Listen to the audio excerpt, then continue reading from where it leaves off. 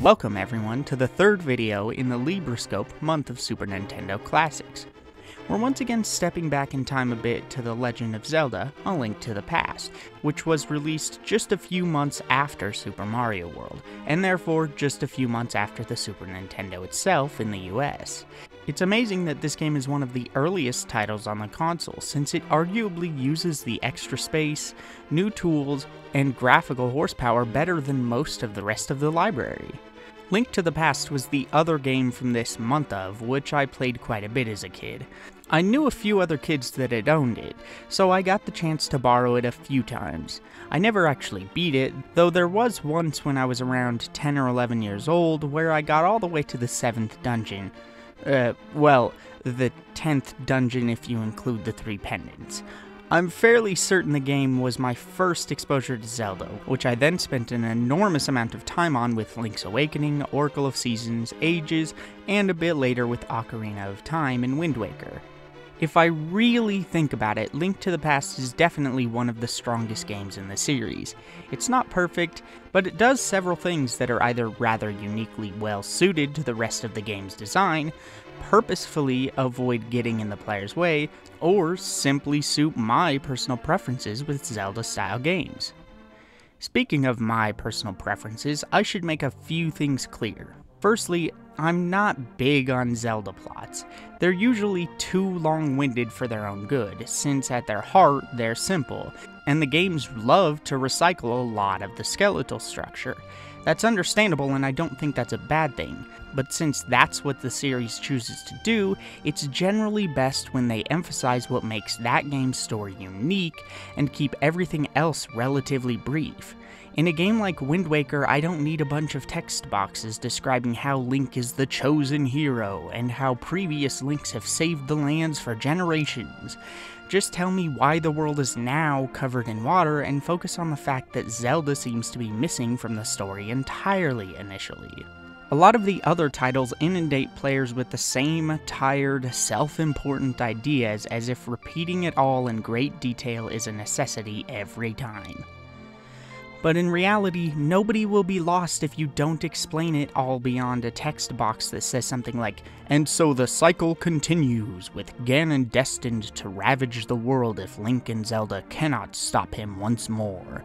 The core of Zelda is just a story about a hero destined to save a kingdom from a monster. Nobody needs that explained to them in great detail, especially if it's in every game. So again, focus instead on what's interesting in that game. Secondly, I'm not a fan of Zelda Dungeons in a lot of the series, particularly in the 3D titles. There are a lot of puzzles that don't require any problem-solving skills or mechanical engagement. Targeting and locking onto a few things in the environment so your boomerang can automatically hit them all isn't inherently interesting. Moving a box to the right position so that you can use it as a step isn't inherently interesting.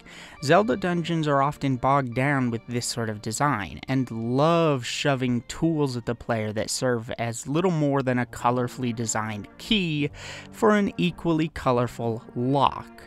I want tools that emphasize player freedom. I want dungeons that do the same. I want my tools to serve a meaningful purpose in combat, exploration, and problem solving in dungeons. And most importantly, I want them to be engaging to use on a systemic level. Using the hookshot in Ocarina isn't engaging most of the time. Using the grappling hook in Wind Waker is an improvement. However, using the boomerang in Wind Waker doesn't require any particular skill or thought most of the time. Using it in Link to the Past can be rather deep by comparison. And finally, I prefer combat to be freeform, with an emphasis on player agency even when enemies have a specific strategy that they're trying to push the player toward. I like to be in as much control over my choices as possible in combat, and I don't like it when the pacing of an encounter is decided entirely by the rhythm of an enemy or boss's AI. Though sometimes forcing the player to work on the enemy's terms is a good change of pace, let skilled players decimate most enemies if they can actually get it done.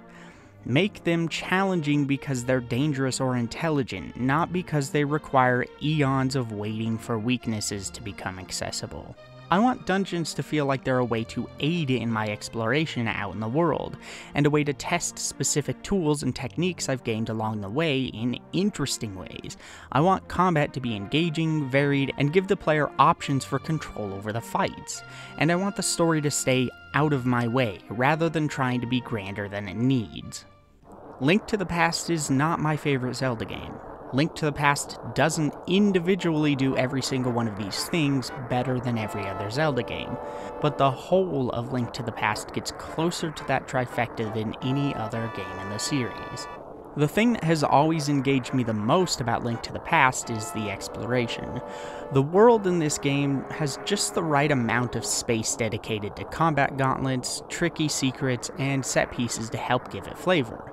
No screen here goes wasted in either the light or the dark world, and so many of the secrets make the player think in uniquely designed ways. For me at least, it was never too easy or never too hard to find solutions to the problems in the world, and a lot more of the secrets lead players to one-of-a-kind rewards in this game. Finding things like heart pieces is fine, but what's better is finding an ancient stone that allows you to gain access to a screen nuking spell, or meeting part of a blacksmith team that will upgrade your sword, or learning that you can dig up an ocarina flute, which later allows you to fast travel. This not only makes the world feel less like a checklist, and makes exploration infinitely more rewarding, but it also keeps the rewards a genuine secret and surprise. When 95% of the things you find are either heart pieces or rupees, there isn't much mystery or grandeur to the rewards. When it can instead be an upgrade to your boomerang that's completely optional and allows it to cross the entire screen, it feels like the world is full of endless mysteries.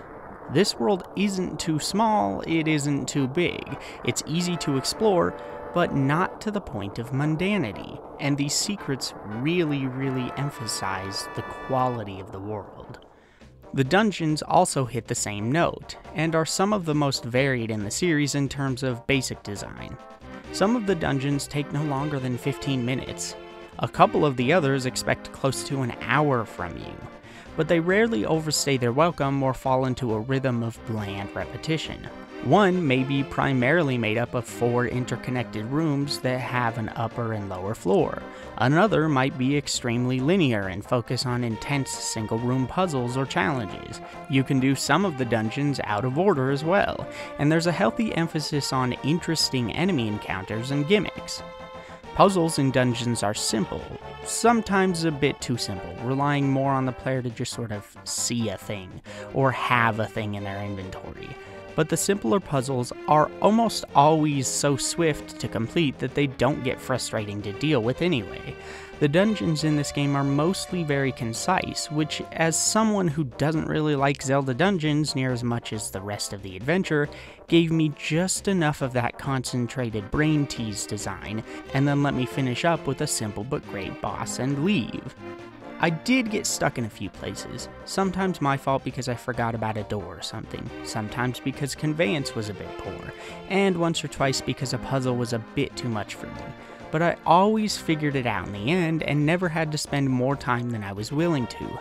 There was only one dungeon that I think went too far in some ways. While Ganon's Tower isn't a bad dungeon as a whole, it severely punishes going through the wrong door at the wrong time. If you do, it asks you to do a lot of resource depleting and uninteresting backtracking. And making this mistake is fairly easy, so it was definitely the most tedious of all the dungeons. The combat, movement, and equipment in Link to the Past is all really simple, but serves the intended purpose as well. The movement here is more free than in Zelda 1, since you can now move diagonally. This makes the world feel less constricted and more open. Though this doesn't always gel with the combat, since there are points where you can get into pretty unfair bottlenecks where just a pixel or two of difference would turn a nightmare into a fair encounter. Still, overall the combat is sharply designed, with animations that feel perfectly paced, enemies that are simple but smart, and a variety of scenarios you'll find yourself in. It doesn't hurt that much of your equipment pulls double duty as weapons or tools for combat on top of the regular puzzle solving. The important part though is that the combat design of these tools is genuinely really useful in a lot of instances. It doesn't matter if your hammer can kill enemies, for example, if it isn't stronger than your sword. Well, here, it's actually really effective. The fire rod is really strong against some enemies and is good at ranged combat. The boomerang is indispensable for how well it can freeze enemies. Everything just feels so tightly designed around the simplicity of the combat. Link to the Past, as you can tell, also looks beautiful. It sounds really good with strong musical writing, decent variety, and fantastic sound effects. In so many ways, this game's aesthetic is extraordinarily polished, which isn't a surprise since it was released only a few years before the end of the 2D era of games. But it's still super impressive considering it released so early in the Super Nintendo's lifespan. Characters don't waste your time with excessive dialogue either, and more or less every NPC is unique, since the game doesn't include a ton of them. Text boxes and menus are super snappy, and the UI is extremely easy to read with a glance. Everything about this game is just so strong. It may not be the best game ever or anything, but it's proof that great modern design was still possible 3 decades ago with just a bit of forethought. It accomplishes more or less every goal it has, which leads to a super polished experience overall. About the only real criticism I have is that I don't feel like the idea of needing the silver arrows to beat Ganon holds up. It's obviously not exactly a well-hidden secret, and that's for good reason, but still, I think it would have been much better if Ganon was simply much harder without them, but still beatable. I also don't like the fact that you can fall out of the arena when fighting him, resetting the fight, and also wasting any potions or fairies you used. Once again, this bit of grinding is just a little confusing, and I don't think it was necessary. Still, I was surprised at just how well this game held up, as someone who's just not that big into Zelda. I love the potential of the series, but most of the games are bogged down with traditions that I don't think hold much value now that they're played out, but more importantly, aren't always used that well. At the end of last year, I played through Darksiders, which is effectively like 3D Zelda with some Devil May Cry light thrown in, and it was genuinely refreshing to play Link to the Past and find it so enjoyable, after finding Darksiders so utterly boring. It did most everything you would want a Zelda game to do, and had better combat on top of that, but it really didn't feel like there was any soul to anything but maybe the aesthetic. They were just following the formula like the Zelda games usually do. Difference is, I suppose, most of the Zelda games are more polished than that. Regardless, this is easily the game I enjoyed the most so far in this month of, and I'd argue it's probably the one that most effectively realized what it wanted to be, just beating out Super Metroid by a bit. But what does that mean for our last game? Will it continue the streak of great games, or will it be our first disappointment? Find out next week.